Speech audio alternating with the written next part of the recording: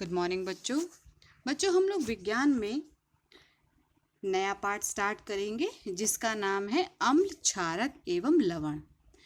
ये बच्चों विज्ञान का दूसरा पाठ है और ये रासायनिक विज्ञान के भाग में आता है। तो चलिए स्टार्ट करते हैं। सबसे पहले कि अम्ल होते क्या हैं। तो बच्चों अम्ल ऐसे पदार्थ जो स्वाद में खट्टे होते हैं तथा नीले लिटमस पत्र को लाल कर देते हैं अम्ल कहलाते हैं। यानी वे पदार्थ जो कैसे होंगे, स्वाद में खट्टे होंगे और एक पत्र आता है जिसे लिटमस पत्र कहते हैं। अगर वो नीला लिटमस पत्र है तो उसे वो लाल कर देगा अम्ल। बच्चों एक वैज्ञानिक हैं या थे जिनका नाम है आर्हीनियस। उनके अनुसार जल में हाइड्रोजन आयन यानी H+ या हाइड्रोनियम आयन यानी H3O+ देने वाले अम्ल कहलाते हैं। उदाहरण हैं हाइड्रोलिक अम्ल यानी HCl, सल्फ्यूरिक अम्ल यानी H2SO4, नाइट्रिक अम्ल जिसका सूत्र है HNO3 आदि। इनको देखते हैं कि इनमें कौन कौन से जो हैं वो H+ दे रहे हैं। तो बच्चों सभी जो हैं ये अम्ल हैं, इसलिए ये क्या देंगे, H+ आयन देंगे। जैसे HCl है तो जो HCl है उसको आप इस तरह लिखेंगे H++Cl-, या फिर आप इस तरह भी लिख सकते हैं कि ये जल में क्या दे रहे हैं, हाइड्रोनियम आयन देंगे। जब हम अम्ल को जल के साथ अभिक्रिया कराते हैं तो H3O+ हमें हाइड्रोनियम आयन मिलेगा, प्लस हमें क्या मिलेगा, Cl- मिलेगा। उसी तरीके से HNO3 भी है, उसको अगर हम लोग वो हमें क्या दे रहा है बच्चों, H+ आयन दे रहा है। अगर हम उसे जल में उसका अभिक्रिया कराएंगे तो हमें हाइड्रोनियम आयन मिलेगा। तो कुछ प्राकृतिक रूप में बच्चों पाए जाने वाले अम्ल हैं जैसे कि नींबू या फिर संतरा जिसमें हमें सिट्रिक अम्ल मिलता है। सेब है, सेब में मैलिक अम्ल मिलेगा।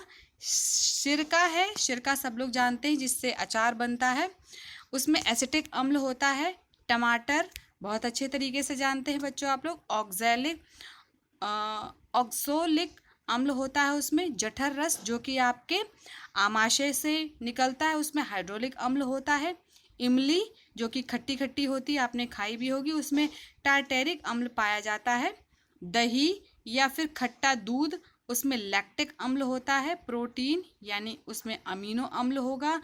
लाल चींटी का डंक, जो लाल चींटी होती है ना बच्चों, वो अगर काट लेती है तो वो कैसा आपको खुजली टाइप की होती है, तो उसके डंक में क्या पाया जाता है, मेथेनोइक या फिर फॉर्मिक अम्ल पाया जाता है। नेटल में बच्चों हमें क्या मिलता है, मेथेनोइक या फिर फॉर्मिक अम्ल मिलता है। नेटल भी बच्चों एक तरीके का कीड़ा होता है, उससे हमें जो है वो किस प्रकार का अम्ल मिलेगा, मेथेनोइक या फिर फॉर्मिक अम्ल मिलेगा। अब देखते हैं क्षारक क्या होते हैं। तो क्षारक ऐसे पदार्थ जो स्वाद में कड़वे तथा लाल लिटमस पत्र को नीला कर देते हैं, उन्हें क्षारक कहते हैं।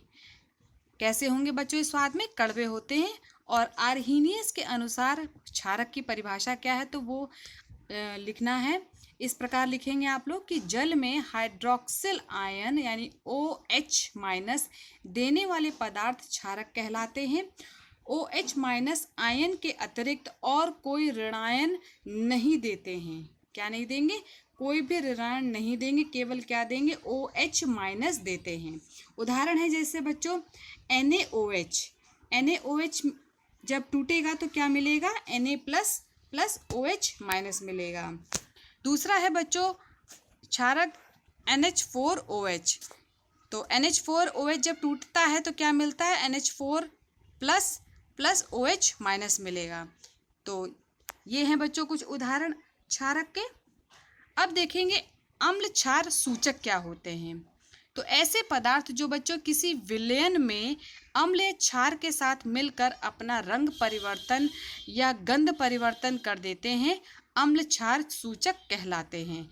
यानी अगर वो किसी विलयन में मिलाते हैं, ठीक है, तो वो किस प्रकार अपने जो है या तो उसका रंग बदल जाए यानी कलर बदल जाएगा, या फिर उसमें से कुछ अलग तरीके की स्मेल आने लगती है। ठीक है, तो वो क्या कहलाते हैं बच्चों? अम्ल क्षार सूचक कहलाते हैं। तो सूचक दो प्रकार के होते हैं बच्चों, अम्ल या क्षार के साथ रंग में परिवर्तन करने वाले, और दूसरे होते बच्चों गंधीय सूचक, यानी कि अम्ल या क्षार के साथ गंध में परिवर्तन करने वाले।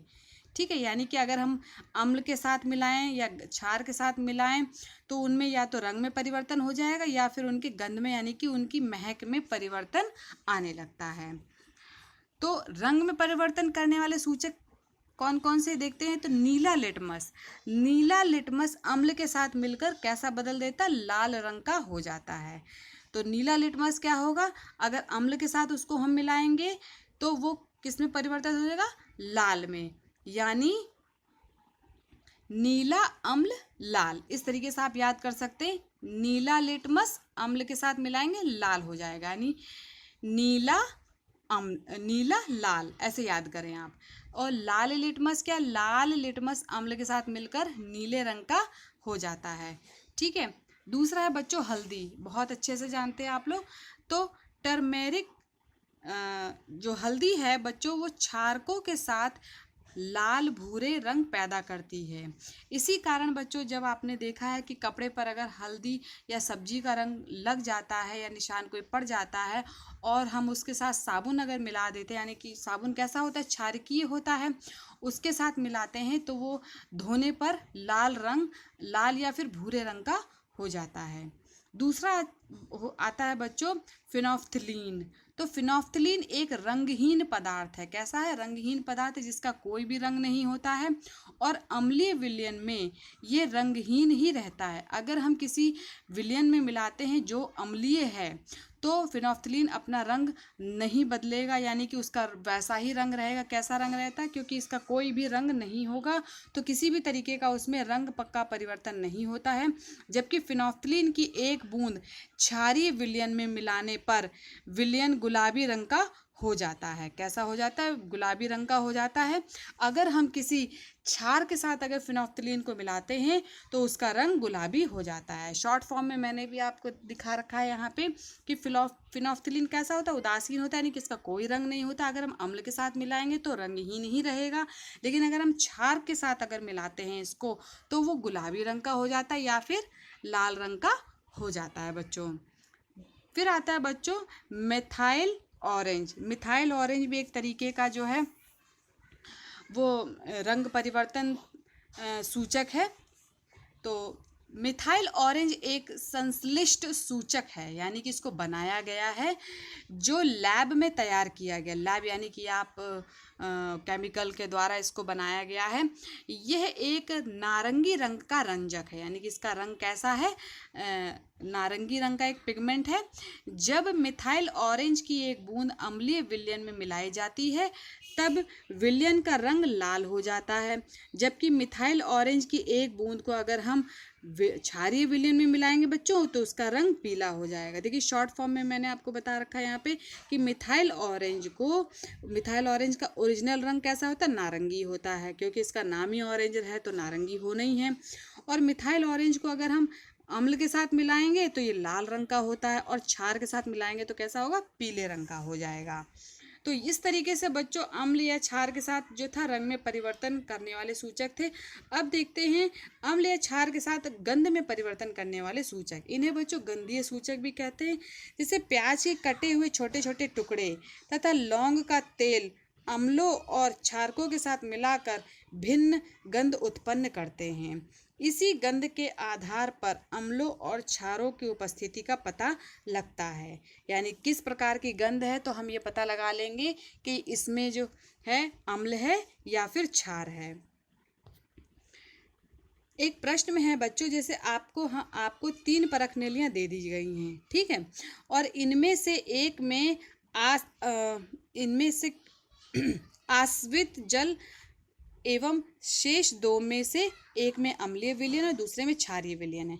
यदि आपको केवल लाल लिटमस पत्र दिया जाता है तो आप कैसे पता लगाएंगे कि पदार्थ की पहचान कैसे करेंगे कि किसमें जो है क्षार है, किसमें अम्ल है? तो आप उत्तर इस प्रकार लिखेंगे बच्चों कि तीनों परखनलियों में लाल लिटमस पेपर डालेंगे। पहले तो हमने तीनों परखनली ले ली, उसमें हमने एक में आश्रित जल है और दो में से किसी एक में अम्ल है और किसी एक में क्षार है। पहले तो हम तीनों में क्या करेंगे, लाल लिटमस पेपर डालेंगे। जिस परख नली में लाल लिटमस पेपर का रंग नीला हो जाता है वो क्षारीय विलयन होता है। जिन दोनों परख नलियों में परिवर्तन नहीं होगा उनमें से किसी एक में जल होगा, दूसरे में अम्लीय विलयन होगा। ठीक है। अब जो लिटमस पत्र नीले रंग का हो गया है उसे शेष दोनों परख नलियों में डुबाओ। जिस परख नली में ये लिटमस पुनः लाल हो जाए तो उसमें विलयन कैसा होगा, अम्लीय होगा, क्योंकि अम्ल क्या करता है, नीले लिटमस को बच्चों लाल कर देता है। और तीसरे विलयन में जिसमें कुछ भी नहीं होगा उसमें क्या है, जल होगा। ठीक है। तो इस तरीके से आप प्रश्न अगर आता है तो आप उसका उत्तर लिख सकते हैं। जो लीचन पौधा है बच्चों उससे प्राप्त किए जाने वाला लिटमस बैंगनी रंग का होता है। एक क्वेश्चन के रूप में आ सकता है कि किस पौधे से जो है लिटमस पत्र जो है बैंगनी रंग का मिलता है, तो लीचन पौधा है बच्चों। लिटमस ना तो बच्चों अम्लीय होता है ना ही वो क्षारीय होता है। एक प्रश्न इसमें भी बनता है कि लिटमस का क्या होता है, अम्ल होता है कि क्षारीय होता है। आप लिखोगे किसी भी, ना तो वो अम्लीय होता है ना फिर वो क्षारीय होता है। अब देखेंगे अम्ल के रासायनिक गुण क्या हैं। तो अम्ल को अगर हम क्षार के साथ इसका अभिक्रिया कराते हैं तो हमें क्या मिलेगा, लवण तथा जल मिलेगा। यदि हम अम्ल का धातु ऑक्साइड के साथ अभिक्रिया कराते हैं तो लवण तथा जल मिलेगा। और अगर हम धातु कार्बोनेट या बाइकार्बोनेट के साथ अभिक्रिया कराते हैं तो लवण, जल और कार्बन डाइऑक्साइड मिलेगी। अगर हम केवल धातु के साथ अभिक्रिया कराते हैं तो लवण तथा हाइड्रोजन गैस मिलेगी। और धातु सल्फाइड के साथ अभिक्रिया कराएंगे तो लवण तथा H2S मिलेगी। यानी कि अगर आप निचोड़ देखें इन सब का तो हमें लवण तथा जल जरूर मिल रहा है। ठीक है। साथ में किसी किसी में कार्बन डाइऑक्साइड निकल रहा है, किसी में हाइड्रोजन गैस और किसी में H2S गैस निकल रही है। तो अब एक एक करके डिस्कस कर रहे हैं। तो धातुओं के साथ अम्ल की अभिक्रिया, तो देखिए बच्चों, अम्ल के साथ हमने धातु की अभिक्रिया कराई तो हमें क्या मिल रहा है, लवण मिल रहा है, साथ में हमें हाइड्रोजन गैस निकल रही है। ठीक। तो हमने अम्ल क्या ले लिया, इसमें H2SO4 ले लिया और धातु हमने इसमें क्या ली, हमने जिंक ले ली। ठीक। अब इन दोनों के बीच में अभिक्रिया करें तो हमें एक लवण मिला जिससे ZnSO4। ठीक। साथ में हमें हाइड्रोजन गैस भी निकली। एक बच्चों एक बात ध्यान रखेंगे कि वे धातुएं जो अभिक्रियाशीलता श्रेणी में हाइड्रोजन से ऊपर हैं वही धातुएं अम्ल के साथ अभिक्रिया करके लवण और हाइड्रोजन गैस बनाती हैं। सभी धातुएं अम्लों के साथ अभिक्रिया करके लवण और हाइड्रोजन गैस नहीं बनाती हैं, वही बनाएंगी जो उसके ऊपर होंगी, हाइड्रोजन के ऊपर होंगी अभिक्रियाशीलता श्रेणी में।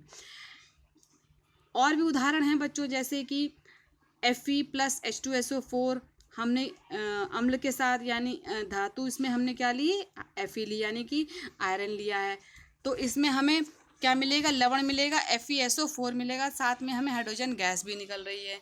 नेक्स्ट हमने लिया Mn के साथ यानी मैंगनीज के साथ हमने HNO3 की अभिक्रिया कराई तो हमें MnNO3 होल ट्वाइस मिला, साथ में हमें H2 गैस मिला। तो MnNO3 का होल ट्वाइस ये भी एक तरीके का लवण है बच्चों। नेक्स्ट उदाहरण है बच्चों Mg+2Cl। तो इसमें जो हमें लवण मिल रहा है वो MgCl2 मिल रहा है, साथ में हमें हाइड्रोजन गैस भी निकल रही है। तो एक चीज़ का बच्चों ध्यान रखेंगे कि जब धातु के साथ अभिक्रिया कराएंगे अम्ल की तो हमें लवण तथा हाइड्रोजन गैस मिलेगी। ठीक है। अब देखते हैं बच्चों धातु कार्बोनेट तथा बाइकार्बोनेट के साथ अम्लों की अभिक्रिया। तो अम्ल के साथ हमने क्या किया, जब हमने धातु कार्बोनेट या बाइकार्बोनेट के साथ अभिक्रिया करा रहे हैं तो उसमें भी हमें लवण मिलेगा, साथ जल भी मिलेगा, साथ में हमें क्या मिल रहा है, कार्बन डाइऑक्साइड मिल रहा है। क्यों, क्योंकि इसमें हमने कार्बोनेट का इस्तेमाल किया, धातु कार्बोनेट है या फिर बाइकार्बोनेट है। अम्ल धातु कार्बोनेट तथा बाइकार्बोनेट से क्रिया करके लवण, कार्बन डाइऑक्साइड तथा जल बनाते हैं। तो इसमें देखिए बच्चों अम्ल क्या है, HCl है और हमने धातु कार्बोनेट क्या लिया है, Na2CO3 मिल लिया है। तो हमें क्या मिलेगा बच्चों, इसमें लवण मिल रहा है यानी NaCl मिल रहा है, साथ में कार्बन डाइऑक्साइड तथा जल भी मिल रहा है। ठीक है। नेक्स्ट उदाहरण है बच्चों बाइकार्बोनेट का, सोडियम बाइकार्बोनेट है, साथ में हमने अम्ल लिया है, HCl लिया है, तो हमें लवण मिलेगा यानी NaCl मिलेगा, साथ में कार्बन डाइऑक्साइड प्लस हमें जल भी मिल रहा है। तो इस तरीके से अगर हम धातु कार्बोनेट और बाइकार्बोनेट के साथ अभिक्रिया कराते हैं तो लवण, जल तथा कार्बन डाइऑक्साइड मिलता है। अब देखेंगे बच्चों क्षारकों के साथ अम्ल की अभिक्रिया। तो अम्ल क्षारकों से अभिक्रिया करके भी लवण बनाएगा और साथ में क्या बनाएगा, जल बनाते हैं। तो अम्ल और क्षारक साथ में मिलेंगे तो लवण बनता है तथा हमें जल भी मिल रहा है। ये अभिक्रिया बच्चों उदासीन अभिक्रिया है। क्यों? क्योंकि इसमें अम्ल के साथ अभिक्रिया कर रहा है कौन? क्षारक कर रहा है। तो जब क्षारक और अम्ल मिलते हैं तो लवण बनता है और इस प्रकार की जो अभिक्रिया होती है वो उदासीनीकरण कहलाती है। क्योंकि इसमें जो बन रहा है हमारे पास जो लवण बन रहा है उसमें दोनों प्रकार से मतलब इसमें ना तो कोई अभिक्रिया हो रही क्योंकि उदासीन कहलाती है। जैसे हमने लिया NaOH लिया, साथ में हमने HCl लिया, तो हमें क्या मिला बच्चों? NaCl मिला। तो ये वाली अभिक्रिया क्या कहलाएगी? उदासीनीकरण अभिक्रिया कहलाती है। एक और हमने उदाहरण लिया बच्चों पोटेशियम हाइड्रोक्साइड का लिया है, साथ में हमने उसको HCl के साथ यानी कि अम्ल के साथ अभिक्रिया करा रहे हैं तो हमें लवण मिल रहा है यानी KCl मिल रहा है, साथ में हमें जल भी मिल रहा है। अब देखिए बच्चों अम्ल की धातु ऑक्साइड के साथ जब अभिक्रिया कराएंगे तो इसमें भी हमें लवण मिलेगा तथा जल मिलेगा। अम्ल हमने यहाँ पे लिया HCl लिया है, धातु ऑक्साइड लिया है CuO लिया है। तो हमने जब इनके बीच में अभिक्रिया कराई तो हमें बच्चों क्या मिला? CuCl2 मिला, साथ में हमें H2O भी मिल रहा है। नेक्स्ट उदाहरण हम लोगों ने और ले लिया, हमने अम्ल बदला यानी HNO3 यानी नाइट्रिक अम्ल लिया। तो नाइट्रिक अम्ल के साथ अगर हम लोग धातु ऑक्साइड के साथ यानी Na2O की अभिक्रिया कराते हैं तो NaNO3 मिलेगा, साथ में हमें जल भी मिलेगा। तो यहाँ पे देखिए बच्चों धातु ऑक्साइड की प्रकृति भी क्षारीय होती है। कैसी होगी? क्षारीय होगी, क्योंकि धातु ऑक्साइड अम्ल के साथ अभिक्रिया करके लवण और जल बनाते हैं। तो धातु ऑक्साइड की प्रकृति भी बच्चों क्षारीय होती है, क्योंकि धातु ऑक्साइड अम्ल के साथ अभिक्रिया करके लवण और जल बनाती है। देखिए धातु ऑक्साइड क्या है, यहाँ पे क्षारीय का काम कर रहे हैं, यानी कि अम्ल और क्षार मिलकर क्या बनाते हैं? लवण बनाते हैं। तो अम्ल तो है ही यहाँ पे, तो अम्ल के साथ जब दूसरा जो पदार्थ होगा वो कि अपने आप ही क्या बन जाता है? वो क्षारीय कहलाने लगता है। ठीक है बच्चों, अब देखिए यहाँ पे नेक्स्ट है कि अम्ल की धातु सल्फाइड के साथ जब अभिक्रिया कराएंगे तो क्या होता है। तो बच्चों अम्लों धातु सल्फाइड के साथ जब अभिक्रिया करेगी तो हाइड्रोजन सल्फाइड जैसे गैस बनाता है, साथ में बच्चों लवण भी बनता है। तो धातु सल्फाइड को हमने अम्ल के साथ अभिक्रिया कराई तो देखिए धातु सल्फेट बना। धातु सल्फेट क्या है यहाँ पे? ये एक प्रकार का लवण है, साथ में बच्चों हाइड्रोजन सल्फाइड गैस भी बनती है। तो यहाँ उदाहरण है जैसे FeS यानी आयरन सल्फाइड यानी धातु सल्फाइड है, और अम्ल क्या है यहाँ पे? H2SO4 लिया है यहाँ पे, और दोनों के साथ जब अभिक्रिया कराएंगे तो लवण बनेगा FeSO4 यानी आयरन सल्फेट बनेगा, साथ में हाइड्रोजन सल्फाइड गैस भी बनती है। तो ये बच्चों था अम्ल की गुण। तो यहाँ पर बच्चों आज आपकी कक्षा समाप्त होती है। जितना भी बच्चों अभी तक मैंने पढ़ाया हुआ है सब अपनी कॉपी में नोट करके ग्रुप में डालें। धन्यवाद बच्चों आज की कक्षा के लिए।